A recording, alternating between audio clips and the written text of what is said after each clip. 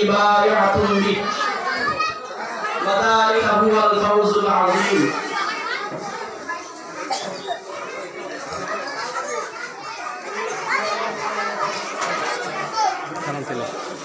একটু শুনি করেন একটু দিতে জেলা জিনিস হ্যাঁ ঠিক আছে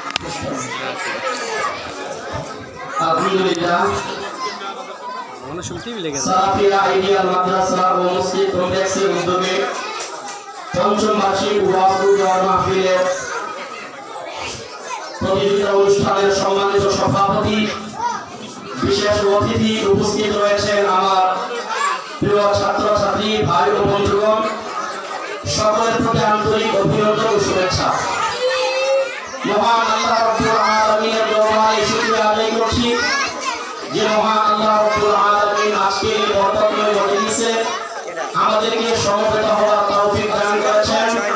এই জন্য আমরা সকলে শুকরিয়া আদায় করছি আলহামদুলিল্লাহ। এই পৃথিবীর মধ্যে আল্লাহ রাব্বুল আলামিন আমাদেরকে পাঠিয়েছেন পরীক্ষা করার জন্য।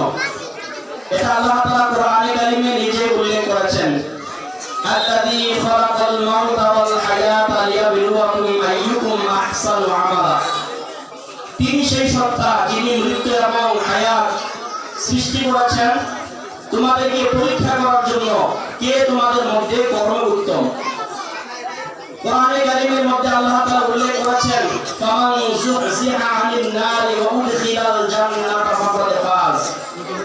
যাকে জাহান্নাম থেকে মুক্ত করে জান্নাতের ফয়সালা করা হবে ওই ব্যক্তির জীবনটাই হবে সফলতা। তাহলে পৃথিবীর মধ্যে টাকা পয়সা বাড়ি গাড়ি এগুলো সফলতার মানদণ্ড নয়। চূড়ান্ত সফলতা হচ্ছে যদি আপনাকে আমাকে জাহান্নাম থেকে মুক্ত করে জান্নাতের ফয়সালা করা হয়, তাহলে আমাদের জীবনটা হবে সফল। আর সবচাইতে বড় সফলতা হচ্ছে আল্লাহ তাআলা উল্লেখ করেছেন কোরআনে কারীমের মধ্যে, ইন্নাল্লাহা আশতারা মিনাল মুমিনিনা আনফুসাহুম ওয়া আমওয়ালাহুম বিআন্না লাহুমুল জান্নাহ। নিশ্চয়ই আল্লাহ তাআলা তোমাদের থেকে তোমাদের জান এবং মাল কিনে নিয়েছেন জান্নাতের বিনিময়ে। ইউকাতিলুনা ফি সাবিলিল্লাহি ফায়াকতুলুনা ওয়া ইউকতালুন। তারা আল্লাহর পথে সংগ্রাম করে, লড়াই করে, অতঃপর মারে ও মরে। এরপরে আল্লাহ তাআলা উল্লেখ করেছেন, ওয়ামান আওফা বিআহদিহি মিনাল্লাহ। এই যে একটা চুক্তি, আল্লাহ তোমাদের থেকে জান্নাতের বিনিময়ে জান এবং মাল ক্রয় করে নিয়েছেন, এই যে একটা চুক্তি, এই চুক্তি রক্ষা করার ব্যাপারে আল্লাহর চাইতে আর অধিক কেউ নেই। ফাস্তাবশিরু বিবাইইকুমুল্লাযী বায়াতুম বিহি। অতএব তোমরা আল্লাহর সাথে যে ওয়াদাবদ্ধ হয়েছো, চুক্তিবদ্ধ হয়েছো, আল্লাহর জমিনে আল্লাহর সঠিক দিন বাস্তবায়ন করার যে প্রতিজ্ঞা, এই প্রতিজ্ঞাবদ্ধ আল্লাহর সাথে হওয়ার কারণে তোমরা আল্লাহর যে ওয়াদাবদ্ধ এই ব্যাপারে তোমরা আনন্দ ফুর্তি করো, বলি সুবহানাল্লাহ। এরপর আল্লাহ তাআলা বলেন, ওয়াযালিকা হুয়াল ফাওজুল আযীম। এটাই হচ্ছে মহা সফলতা। তাহলে মহা সফলতার ব্যাপারে, দ্বিতীয় কার্যকর ব্যাপারে আমরা কোরআনে কারীম থেকে সাজেস্ট পেয়ে গেলাম, সেটা হচ্ছে আল্লাহর জমিনে আল্লাহর দ্বীন বাস্তবায়ন করা, আল্লাহর দ্বীন সঠিকভাবে আমাদেরকে বোঝা এবং অন্যকে বোঝানো। বলেন আলহামদুলিল্লাহ। আমরা সেই রাস্তায় করে যাচ্ছি।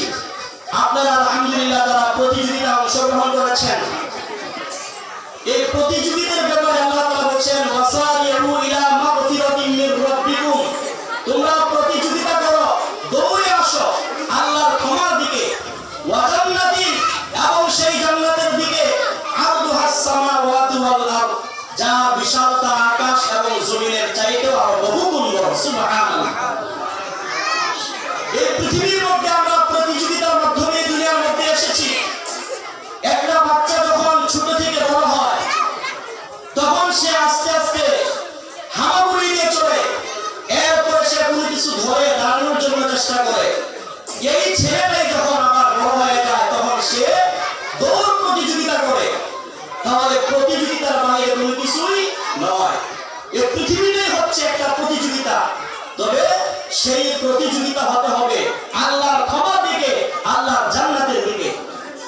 আর যদি আমরা সেই প্রতিযোগিতা করতে পারি, তাহলে আমাদের জন্য রয়েছে মহা সফলতা। এই জন্য আমরা যারা প্রতিযোগিতায় অংশগ্রহণ করেছি, আজকে আমাদের এখানে ক্ষুদ্র প্রতিযোগিতা, এই প্রতিযোগিতার মাধ্যমে আমরা আমাদের নিজের যোগ্যতাকে বিকশিত করার জন্য দেশ বিদেশে যে আন্তর্জাতিক মানের প্রতিযোগিতা অনুষ্ঠিত হয় সেখানে আমরা অংশগ্রহণ করার যোগ্যতা অর্জন করতে পারবো। সেটা অর্জন করার মাধ্যম হচ্ছে ছোট থেকে। হঠাৎ করে কোনো কিছু বড় হয়ে যায় না, এটা আস্তে আস্তে ছোট থেকে বড় হয়।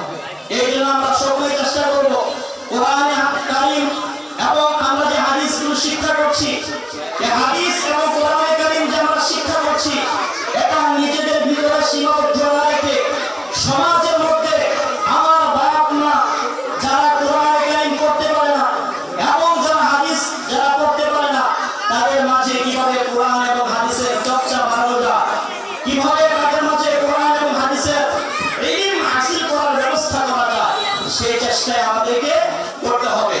এই জন্যই আমাদেরকে মাদ্রাসায় এগুলো শিক্ষা দেওয়া হয়। এই যে ছোট ছোট বাচ্চারা কোরআন জ্ঞান থেকে কত চমৎকার তেলাওয়াত করে, কত সুন্দর ইসলামী সঙ্গীত পরিবেশন করে, এখান থেকে আমাদেরকে উদ্বুদ্ধ হতে হবে অন্তত পক্ষে আমি আমার একটা সন্তানকে মাদ্রাসায় পড়াবো। ৩-৪ বছর যদি আমি মাদ্রাসায় পড়াই, সে পরবর্তীতে যদি জানার লাইনে পড়াশোনা করে অন্তত কোরআনে কারীমের সংস্পর্শে থাকার কারণে সে দ্বীনের বাইরে চলে যাবে না। এই জন্য অভিভাবক যারা রয়েছেন এবং যারা নিজেদের সন্তানকে মাদ্রাসায় পড়াচ্ছেন না, সকলের জন্যই, এটা শুধু যারা মাদ্রাসায় পড়ায় তাদের জন্য নয়। আল্লাহ রাসূল সাল্লাল্লাহু আলাইহি ওয়াসাল্লাম বলেছেন, তালাবুল ইলমি ফারিদাতুন আলা কুল্লি মুসলিম। দ্বীনের শিক্ষা করা প্রত্যেকটা মুসলমান নরনারীর জন্য ফরজ। আর সেই শিক্ষা আমরা নিজে নিজে হয় না, সবচাইতে বড় মাধ্যম হচ্ছে মাদ্রাসাগুলো।